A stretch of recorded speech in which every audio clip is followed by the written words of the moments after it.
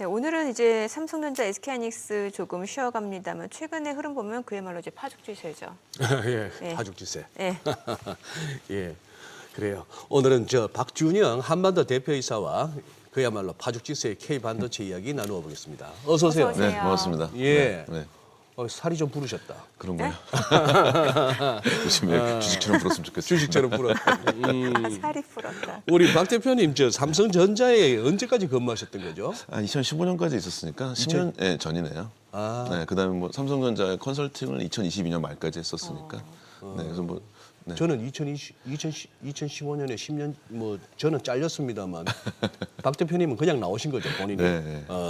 한반도가 뭐죠 이게? 한국 반도체 도약 뭐 이렇게 해가지고 제가 뭐 아. 줄임말 만드는 법인입니다. 그렇습니까? 네, 그래서 경기도 수원에 있는 법인인데 네. 그래서 반도체 뭐 컨설팅 그다음에 이제 기업 뭐 이런 뭐 강의 이런 것들 많이 하고 있습니다. 네. 그러시구나. 감사합니다. 예. 소개해 주셔서. 아니 이제 또 워낙 그쪽에 오래 계셨으니까 네. 이제 좀 전문가의 뷰를 저희가 듣고 싶은데 삼성전자 지금 뭐 이제 목표 주가 각종 증권사 또 해외 IB 쪽에서도 계속해서 이제 상향 조정하고 있는 상황인데 맞아요. 삼성전자 어떻게 저희가 보면 되는 거예요? 그러니까 지금 이걸 보시는 시청자, 그냥 예. 투자자들께서는 어떤 네. 느낌일까? 이게 더 예. 중요할 것 같아요. 그러니까 워낙에 지금 자료가 너무 잘 준비돼 있어서 목표 주가 올리고 계신 이런 것들이 있는데 네, 네. 저처럼 이제 기술적인 내용을 많이 보는 사람으로서는 그러니까 그다음에 이제 삼성 주변에 이제 어떤 사람들하고 얘기했을 때는 올해 떨어질 일은 없다가 가장 강력한 의견인 것 같아요. 올해 떨어질 일은 없는 것 같다. 예. 금년에는 예. 주가는 예, 안 떨어진다. 예, 뭐 많이 얘기 나왔지만 이제 네. 매출과 가격으로 봤을 때 아시겠지만은 이제 퀀턴티라고 하는 물량은 너무 부족한 상태인데 네. 가격은 지금 계속 올라가고 있죠. 근데 물량이 특히 이 메모리 3개사는 다 팔렸습니다 이미. 네. 다 팔려 있고 라인을 지을 수 소위 이제 퀀턴티를 늘려서 가격이 하락할 수 있는 경향도 많이 없어요. 지금 이제 아주 빨라야 올해 말 정도에 웨이퍼가 나올까. 그다음에 이제 생산량이 내년도에나 좀 많이 늘어나거든요. 네. 그러니까 퀀턴티라고 하는 가격을 하락할 수 있는 일이 전혀 없다. 근데 가격은 계속 올라간다. 뭐 소위 D램 거지 뭐 아니면 이런 얘기 램마겟돈 해가지고 있지 않습니까? 아마겟돈. D램이 부족하다. 램이 부족하다. 메모리가 부족한 거 예. 램마겟돈 해가지고도 예. 나오는 이런 수많은 이 키치 같은 언어들이 나온다는 얘기는 무슨 얘기냐면 그 정도로 지금 우리나라 그 증권사뿐만 아니라 특히 외국에서 더 난리거든요. 예. 왜냐하면 외국의 엠리스, 핀테크 회사들 자체에서 다들 반도체를 원하고 있는데 없어요. 예, 그러면 이제 거기서 더욱더 원하고 거기서는 무슨 버블이 이런 얘기 전혀 없습니다. 그렇다는 얘기는 가격과 물량이 떨어질 리가 전혀 없다. 네, 그렇기 때문에 떨어질 수가 없다는 상황인 것 같고 저도 이제 작년에 삼성전자 영업이익이 43조 원이거든요. 근데 올해 지금 나온 것처럼 170조 원 쪽이 있지만 올해 1월 달도 계속 애널리스트 분들 계속 올리고 있죠. 주가 그러니까 네, 네. 어떤 이익률 전망치 같은 경우도 보통 만났을 때 작년보다 한 3배는 뛸 것 같아 라고 하는 게 업계 친구들의 얘기거든요. 그 표면적으로 와닿는다는 거죠. 그러면 이제 이런 상태에서 우리나라가 지금 특별히 주가 하락 요인이 없다고 봤었을 때는 올해보다는 실적은 나아질 거고, 그러니까 작년보다 나아질 것이고, 뭐 이런 걸 봤었을 때 이 목표 주가의 향상이라고 하는 것은 당연한 수순이 아닌가 생각이 들긴 합니다. 지금 그러면 국내외 네. 증권사들이 내놓는 삼성전자나 SK하이닉스에 대한 목표가 상향 네. 이 유행이 그러면 박 대표님 보시기에 이게 뭐 단순한 부안해동이나 뭐 네. 유행을 쫓는 정도가 아니라 근거가 있다. 네, 지금 뭐 자료가 준비돼 있는데 실제로 올해도 뭐 탑 10 기업 전 세계 탑 10 기업 중에 9등할 것 같다 영업이익이 전 세계 전 세계 탑 10 기업 중에. 탑10 중에 영업이익이 9등. 네. 그리고 내년도에는 삼성전자가 혹시 1, 2등 하는 거 아니니까지도 얘기하고 있어요. 그래요. 1, 2등이요? 전체에서 전 세계에서 1, 2등 하지 않을까. 그럼 엔비디아도 제낀다. 엔비디아도 제끼지 않을까? 이런 얘기도 많이 하거든요. 그래요? 예. 근데 이제 그런 전망도 가능한 거는 아까 말씀드렸다시피 이 D램이라는 메모리라는 시장 자체가 원래는 시스템 반도체 대비해서 한 1대2 정도의 매출이 있었습니다. 그런데 작년도에 가지고 굉장히 많이 올랐는데 올해가 작년에 2배라는 얘기가 많이 있어요. 그러면 이제 규모가 얼마큼이냐면 작년에 보통 2,500억 불 정도 잡거든요. 메모리. 네, 네. 그다음에 이제 랜드 보통 시스템 반도체 5천 정도 잡습니다.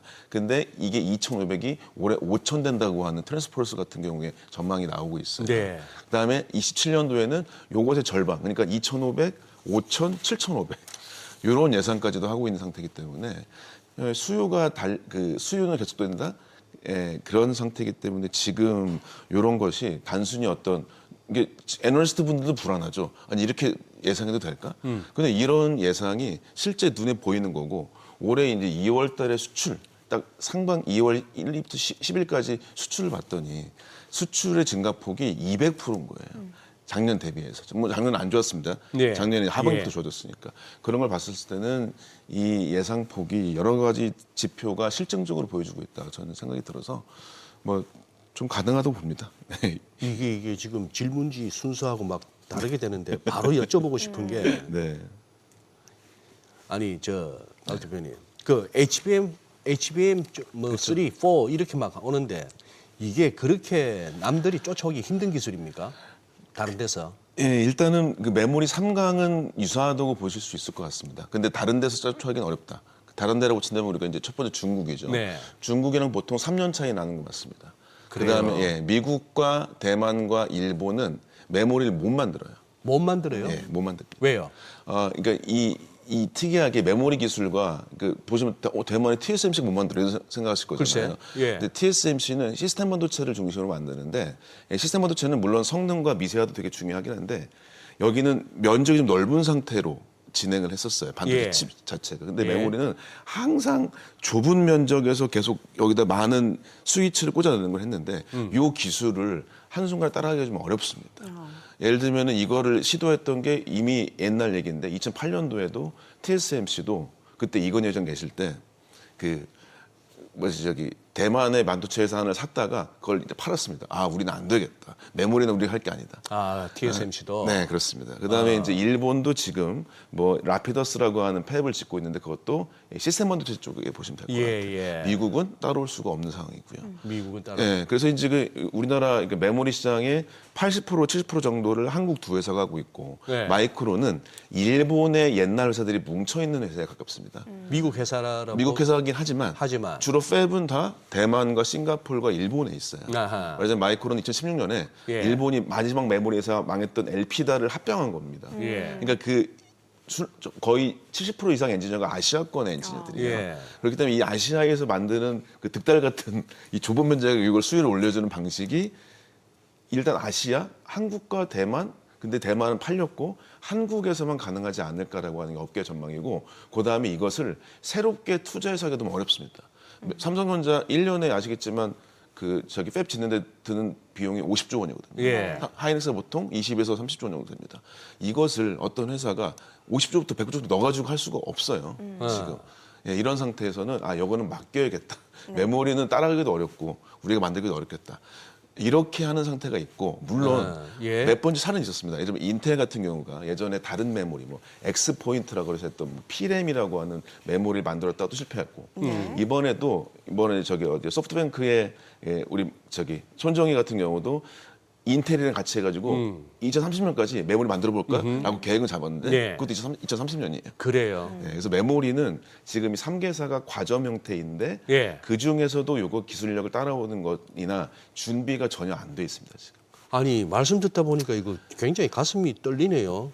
좋은 의미로. 좋습니다. 아니 뭐 행주산성의 죄다 원조 국수집이고 대부도 가면 죄다 원조 할머니 칼국수고 장충동 가면 원조 족발인데 그 장사 되는 데 하고 안 되는 데는 확연하게 구분되거든요. 그렇죠, 맞아요. 그러면 이게 돈 되는 데다 싶어서 다른 데서 지금 달라들어도 안 됩니다. 기술적으로도 힘들고 시간적으로도 아직 안 된다. 네, 그렇습니다. 대단하네. 그러니까 이게 당연히 우리 같이 얘기 나누는 그러면 이게 왜 그러냐? 예? 이게 왜 그러냐? 메모리가 왜 이렇게 중요해졌냐? 글쎄, 생각해봐야겠죠. 예. 지금 우리가 항상 얘기하는 게 엔비디아 GPU 얘기 많이 하지 않습니까? 네. 예. 엔비디아 GPU가 속도가 만약에 10이에요. 만약에 10이라고 잡을게요. 이 10이라고 잡아놨는데 여기 10이라고 하는 속도를 읽을 만큼의 데이터가 들어오는 게 메모리거든요. 네. 왜냐면 메모리가 느리면 메모리가 없으면 아무리 10이 있어도 물건이 없는 거예요. 그러니까 이 물건을 빨리 갖고 와야 데이터를 생산하고 처리를 할 텐데 예. 데이터를 저장할 수 있는 게 전혀 없어버리면은 소용이 없습니다. 그래서 이건 쉽게 보시면 이런 거예요. 이거 시간 지나가서 메모리가 더 중요해지는 게 예를 들면 우리가 자율주행차가 만약에 상용화됐어요. 딱 보시기에 그럼 자율주행차용 CPU가 좋겠다 하시겠지만 메모리 D램이 더 잘 팔립니다. 네. 왜냐하면 이 자율주행차가 인식을 딱 하고 나서 사람이 있는지 아닌지 브레이크를 잡아야 될 거잖아요. 예. 근데 그 0.1초만 느려도 사람이 죽어요. 근데 그 속도에 더 중요한 게 D램인 거예요. 하하. 똑같은 거예요. 네. 그래서 지금 메모리 센츄릭이라고 해서 갑작스럽게 이 D램 회사들, 메모리 회사들이 갑자기 가격이 올라가고 말씀드렸다시피 매출 기준이 뭐 지금 작년 대비 2배 올라가고 네. 이런 상황이 이 기술적 니즈가 아주 정확하게 되어 있다고 볼 수가 있겠고 근데 이게 따라올 수 있는 회사가 많지는 않다. 진짜 우리 매번 느끼는데 오늘 같은 날은 진짜 눈치 없죠. 디램 관련주 빠지는 거. 그러니까. 우리 뭐 로봇 전문가 모셔가지고 또 로봇 얘기 한참 또 들을 때는 그날 또 로봇 맞았어요. 빠집니다. 그래. 아 진짜 좀 지나고 보면 그때가 기회인 거죠. 그렇구나. 예, 그렇죠. 뭐 저희 주식 투자 오. 하루 이틀 할 거 아니지 않습니까? 오, 역시 리스펙. 머니쇼 진행자 답 아니 그렇잖아요. 올라갈 때 얘기해주면 그거 어떻게 사요? 맞아요. 네. 그래서 저도 뭐 오. 아침에 뭐 아침에 운동하듯이 항상 보고 있습니다. 사고. 근데 요즘에는 보면은 삼성전자 주가 탄력도가 굉장히 좋은 게 왜 한참 그 전에는 이제 HBM 중요성이 굉장히 높아졌는데 엔비디아, SK하이닉스 이런 식의 밸류 그렇죠. 체인이 좀 부각이 됐다가 최근에는 이제 그 범용 메모리, 뭐 D램, 낸드 플래시 이러다 보니까 삼성전자까지 이제 투자자들한테 관심을 받고 있는 상황이고 그럼 이거는 좀 어떻게 저희가 이해를 하면 되는 거예요? 쉽게 설명을 해주세요. SK하이닉스 하면은 네. HBM이고 네. 삼성전자는 이제 뭔가 수직 계열 쪽에 다 이제 강점이 있는 느낌이거든요. 아, 네. 예. 정확히 맞는 말씀입니다. 예.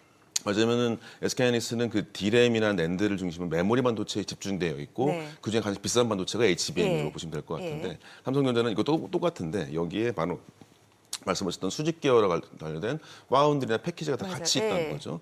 이런 선택가 됐는데 이게 이제 소위 작년 정도에는 HBM3E 같은 것을 하이닉스가 거의 독점을 하다시피 했었습니다.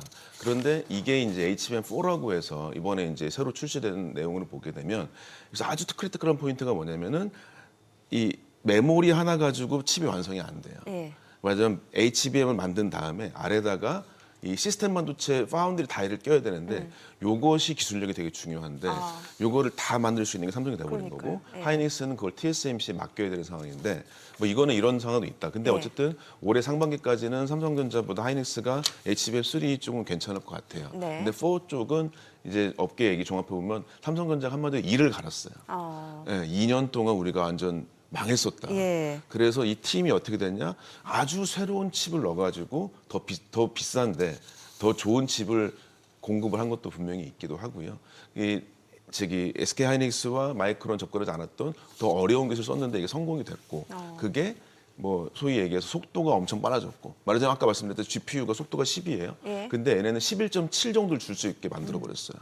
그러면은 GPU를 만드는 엔비디아가 나쁠 리가 없죠. 네네. 그래서 어떤 얘기가 나오냐? 아 그러면 우리가 엔비디아 칩 중에서도 혹시 더 좋은 칩들은 비싸게 팔고 속도가 느린 건 좀 뭐 낮게 팔고 이 나와서 지금은 어떻게 전장 결론적으로는 여전히 HBM 쪽으로 봤을 때 SK하이닉스 좋은 건 맞는데 네. HBM의 다른 새로운 제품들에서는 삼성전자가 도약할 가능성이 높아졌고 그런 것들이 지금 이 뭐 증권사나 봤을 때 네. 저같이 봤을 때 삼성전자보다 하이닉스 삼성전자 쪽 저 같은 경우는 힘을 더 보는 이유는 네. 못했다가 올라가는 상황이고 예. 하이닉스는 독점이었다가 그게 떨어지는 상황이더라고요. 예. 생각이 들어서 예. 얘기했었던 걸로 좀 정리를 해볼 수 있을 것 같습니다. 예. 정답을 말씀해 주시는 것 같아가지고 이제 확실히 좀 투자자 입장에서 좀 기준이 딱 쓰네요. 확실하게. 예. 네, 두 이거 분. 고민이 됐거든요. 고민이 됐다. 뭐 이게 근데 이제 말씀드린 이게 오해하지 마실 거는 얘기들 첫 번째로는 메모리 3개사는 올해 일단 물량은 다 팔렸다. 이거는 꼭 기억해야 됩니다. 네. 그래서 뭐 얼마 전에 또 마이크론 망했다 이런 얘기 나왔는데 확인해 보면 또 그렇지도 않고요. 예, 예. 그런 소위 카더라 통신이 되게 많아요. 그러니까 마이크론 안 좋았다라고 했던 내용은 어디냐면 그 뭐 세미 어널리틱스라고 하는 투자 회사, 그러니까 분석 회사에서 내던 레포트가 퍼져가지고 이렇게 된 예. 거거든요. 그래서 우리가 지금 뭐 투자자분들 되게 많이 보시는 게 소위 삼성전자 하이닉스의 컨퍼런스 콜을 반복적으로 읽으시는 분들이 많이 생겼거든요. 네. 전 그게 맞다고 봐요. 왜냐? 거기에서 확증된 게 많고 저도 그래서 이 방송 같은 거 진행할 때 컨퍼런스 콜 자체를 문장 단위로 해가지고 보는 게 더 나을 수 있겠다. 근데 거기는 팩트는 맞다.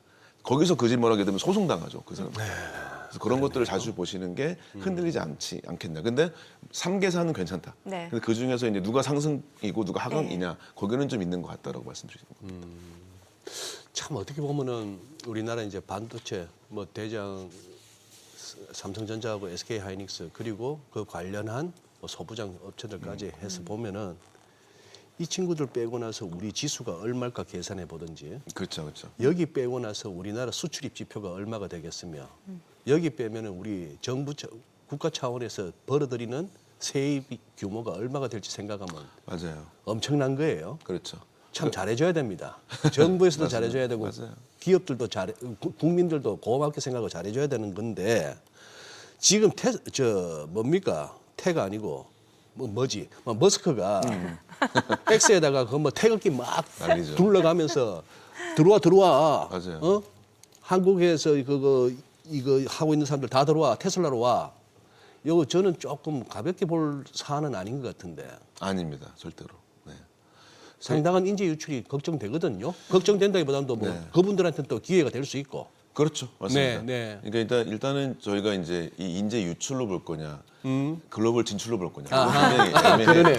근데 이제 요게 인재 유출, 멋지다. 글로벌 진출. 글로벌 진출. 그리고 이제 예. 이게 요게 뭐 미국 쪽에서는 아마 사람들이 많이 나가긴 했거든요. 네. 근데 이제 특히 일론 머스크의 독특한 거 뭐냐면 설계뿐만 아니라 우리가 알고 있는 제조, 생산 이쪽 매니팩처링 사람들, 패브리케이션이라고 하는 사람들이 원한다고 하는 게 아주 특이한 상황입니다. 왜냐하면 바로 미국은 그동안 팹을 짓지 않고 네. 아시아에 맡겼던 상황입니다. 그렇죠. 그러니까. 앨런 머스크 그러지 않습니까? 아 이거 아무리 봐도 2030년까지 메모리 부족해. 우리가 만들게. 그래서 메가팹이라고 만든다고 예, 하죠. 예. 거기에 들어갈 사람들을 뽑는 건데 이 기존의 설계 엔지니어들은 항상 뭐 한국이 잘하지 못했지만 해외 진출을 잘 했었었고요. 이 바로 제조하는 엔지니어들이 어떨까의 상황이긴 한데 되게 중요한 게 그게 이제 우리나라 국내 기업들 상황과 비슷합니다.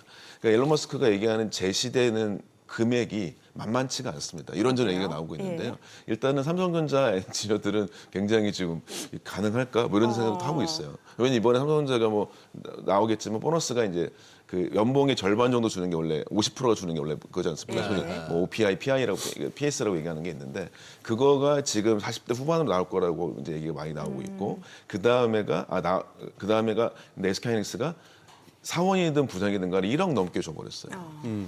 이런 것이 돼버렸다. 예. 근데 지금 반도체 엔지니어들이 우리나라가 보통 제 친구들이 대부분 부장 정도 되고 부장이 이원 왔다 갔다 하는데 보통 2억 전후 정도 되거든요. 원천을 잡으면. 근데 미국이 나가기만 보통 3억 받습니다. 나가면 네, 근데 이제 이거는 뭐 해외 생활과 뭐 자녀 뭐 이런 교육에 관련된 친구들은 좀 있겠지만 그 조율을 많이 합니다. 과연 삼성이나 하이닉스에서 거기에 소위 얘기해서 오랫동안 다니는 것들에 대한 장점이 분명히 있거든요. 근데 이렇게 소위 글로벌 진출하게 된다면은 장점은 뭐냐? 일단 연봉이 높다. 근데 두 번째로 또 뭐가 될 수 있냐? 이게 글로벌 진출을 통해서 내가 글로벌리 엔지니어 될 수도 있겠다. 근데 글로벌 엔지니어를 또 어떤 면에서 한마디로 얘기해서 외국인 노동자일 수도 있거든요. 왜? 외노자라고 돼요. 그러니까 이제 삼성 출신의 다른 맞아. 나간 분들 같은 경우도 자주 미팅을 하는데 예. 이게 두 가지가 애매합니다. 근데 그럼 결국에 어떻게 되냐? 이 한국에서 2억 전후를 받는 거랑 실리콘밸리 가가지고 3, 4억 받는 게 별 차이는 없어요. 사는 건 별 차이 없어요, 사실. 네, 아시다시피 취업비가 굉장히 비싸고요. 세금도 생각보다 뜹니다. 그래서 그게 별 차이가 없다. 이걸 되게 조율을 요새는 되게 잘합니다, 사람들이. 그래서 이게 아주 뭐 되게 중요한 기회에 맞는데 그렇게 쉽게 막 빠져나가지 않을 수도 있습니다. 그러면 결국에 어떻게 되냐? 실력 있는 엔지니어들을 잘 잡을 생각을 하는 게 우리나라 회사나 우리나라 국내 나라에서 잘 봐야 될 지점은 아닌가 생각이 들긴 해요. 근데 어쨌든 되게 행복한 일입니다. 반도체가 글로벌화 됐고 그럼 당연히 회사도 글로벌화 됐고 당연히 다니는 업계 사람들도 글로벌화 되는 거죠. 이런 것들에 대해서 기업들은 걱정할 수 있겠지만 받아들여야 된다. 그럼 당분간은 이 반도체 섹터에 대해서는 큰 걱정 없이 좀 봐도 괜찮은 거예요? 뭐 일단은 뭐 다들 얘기하시다시피 가장 결국에는 수요와 공급 측면에서 수요가 줄고 공급이 느는 게 언제일까? 이게 가장 핵심이지 않겠습니까? 저는 그거는 내년 정도 봐야 될 것 같아요. 내년이요? 네, 아까 말씀드렸던 첫 번째 공급 사이드에서는 그러니까 HBM처럼 후공정 라인을 올해 말 정도에 이제 생산이 가능해져요. 평택 삼성은 평택 4단지에 4라인의 2단지하고 그다음에 하이닉스는 청주의 M15X라는 곳이 있거든요. 거기에 이제 투자된 게 있고.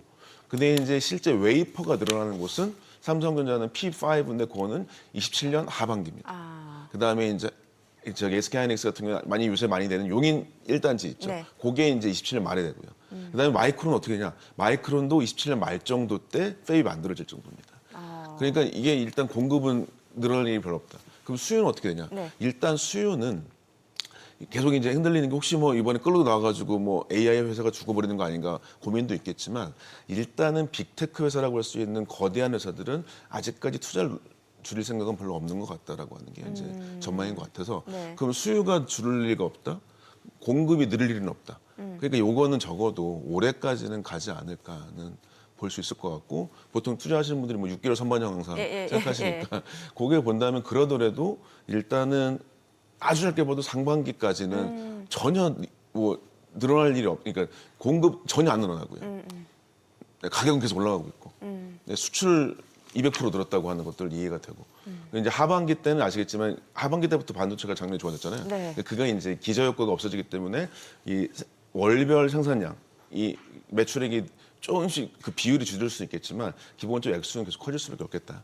그래서 이제 이 수요가 계속 넘쳐나는 상황에서 공급은 없는 게 상반기 100%인 것 같고 그래서 하반기 때부터는 보시는 건 제대로 보셔야겠다. 왜냐면 그때부터 보실 건 당연스럽게 그러면 그때 라인 진설 되니까 네. 소부장들이 조금씩 매출 올라가겠죠. 야. 그래서 그런 것들을 이제 한번 세부적으로 보시는데 일단은 대장주라고 할 수 있는 삼성전자 하이닉스 같은 경우는 상반기 때는 떨어질 일은 없는 것 같다. 네. 근데 하반기 때부터는 그때부터 좀 공급 사이드를 미리 보셔서 조정하시는 분들이 있겠죠. 자기 숫자 스타일마다. 네, 그거는 얘기 오늘 드리겠습니다. 확실한 가이드라인을 제시해 주시니까 너무 좋네요. 그러니까. 예. 아니 내가 지금 대본 보면서 아까 반도체 소개해달라 했더니만 겸손하게 짧게 말씀하셨지만 산업이 인류학의 시선으로 본 한국 반도체의 생존 문법, 기술과 인간이 만나는 지점, 반도체 최전선 탐구, 뭐 숫자 너머에 있는 엔지니어의 혼과 산업 생태계 분석. 가만 보니 그게- 세일즈나 마케팅 쪽으로 가셨으면 대박 나셨을 것 같아. 가만 듣고 있으면은 그냥 빨려 들어가네. 이거 사시자면 그냥 살 것 같아.